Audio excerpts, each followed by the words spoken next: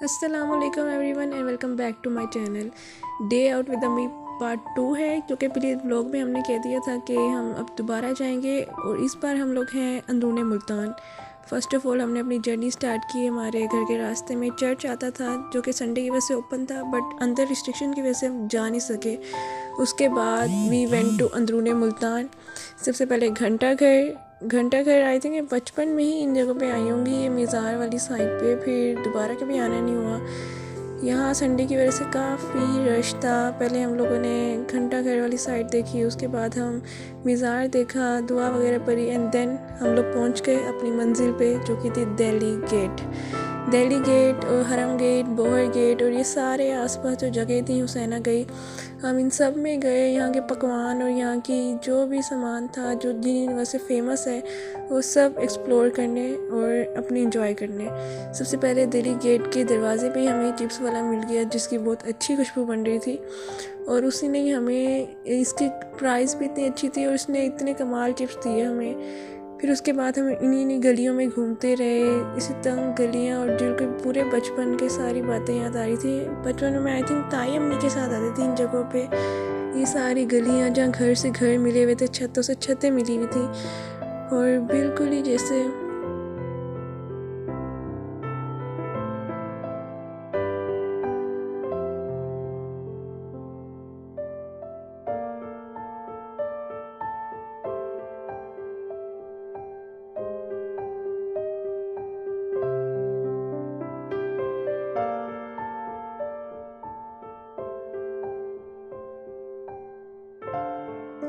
इन गलियों से निकलने के बाद हमारा कुछ मीठे खाने का दिल किया, तो सामने ही एक ट्रे में एक लड़का कोई पेस्ट्रियाँ और पता नहीं कुछ और कोई मीठी चीज़ थी वो लेके जा रहा था। हमने भी ख़रीद ली। थोड़ा और आगे गए तो जलेबियाँ थी और इसके पास आई थिंक अमरसे टाइप कोई चीज़ थी जो कि काफ़ी अच्छे थे, और यहाँ के जलेबी तो फेमस बहुत है तो हमने भी ले लिया ये। और ये दूध और जलेबियाँ दे रहे थे एक साथ ही, तो हम लोगों ने भी ले ली और सच में काफ़ी मीठी और अच्छी थी इनकी जलेबियाँ। उसके बाद एक दुकान आई थी क्रॉकरी की। यहाँ की क्रॉकरी भी फेमस है अंदरूनी मुल्तान की। हमने क्रॉकरी देखी और ये फ्लावर्स वगैरह, ये लोहे कुरानी, ये सब कुछ कैलीग्राफी भी थी इनके पास। उसके बाद ही दोबारा हम लोग को भूख लगी तो हम लोगों ने एक जगह गए जहाँ आई थिंक अंडों वाला सालन और नानचे भी मिल रहे थे। उसका शाम ही काफ़ी अच्छा था, रश भी इसके पास बहुत था। शुक्र हम लेडीज़ थे तो हमारी जल्दी बारी आ गई थी और हम लोगों ने पैक करवाने की बजाय यही खाना प्रेफर किया।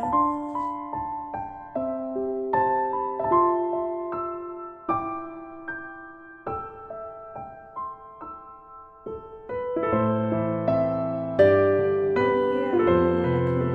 नान बहुत अच्छा था और शामी इसमें बैटर थी, तो साफ साफ पता चला था इतना रश इस बंदे के पास क्यों है। उसके बाद हम थोड़ा और आगे चले तो ये हॉट पॉट की दुकान है, फिर क्रॉकरी की दुकानें आ गई थी। अच्छी जगह थी ये सारी। उसके बाद जो मीज़ार आ गया था जो कि बिल्कुल मिड में था हुसैना गई और ये दिल्ली गेट के। इनके पास ज्वेलरी बहुत अच्छी थी और मैंने भी अपने लिए इयररिंग्स और रिंग्स वगैरह खरीदी। इनके पास झुमके और ये सारे जो भी ये सेट्स वगैरह थे काफ़ी अच्छे बने हुए थे।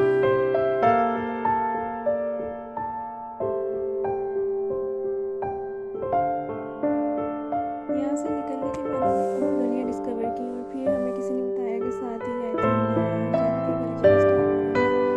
फिर यहाँ और भी मशहूर आने लगी थी जगह जो कि यहाँ एक फेमस जगह थी आई थिंक मुल्तानी मोग पुलाव, जहाँ का चिकन पीस बहुत ही कमाल था और यहाँ का मोग पुलाव भी काफ़ी कमाल था। हमने ट्राई किया और यहाँ इतना रश था कि यहाँ बैठने की और खड़े होने की जगह नहीं थी। हम लोगों ने भी इनकी फेमस चीज़ें ट्राई की जो कि सच में काफ़ी टेस्टी थी।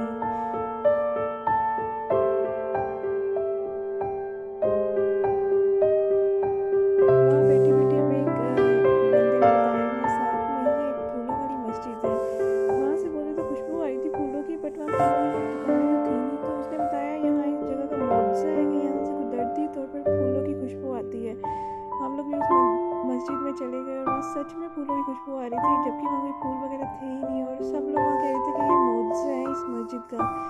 तो हमने भी वो मस्जिद देखी, वहाँ की तस्वीरें वगैरह ली और उसके बाद ही हम वहाँ से भी वापस आ गए। रास्ते में हमने फिर एक हवेली टाइप देखी और इन्हीं गलियों में जाते रहे।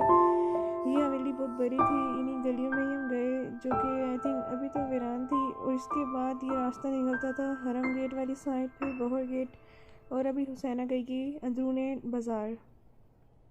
इन्हीं गलियों से पहले एक मंदिर टाइप था। लोग कह रहे थे इस मंदिर का पता नहीं नाम था कुछ, लेकिन अक्सर लोगों को नहीं पता था। इस मंदिर के ऊपर सीढ़ियाँ चढ़ने के बजाय रस्सी करके ऊपर जाना था। तो हम लोग भी गए ऊपर। उन्होंने कहा था बुत रखे हुए हैं, बट लोकल एरिया ने वो हटा दिए थे। लेकिन दीवारों पे आज भी वो बुतों के नाम और उनकी गीता की कुछ जिस तरह गीता की कोई आयतें टाइप लिखी हुई है। ये इनके ऊपर छत में भी बहुत ही कमाल आर्किटेक्चर था इस जगह का, और इंतहा खूबसूरत जगह थी वैसे ही। उसके बाद हम हुसैना गई के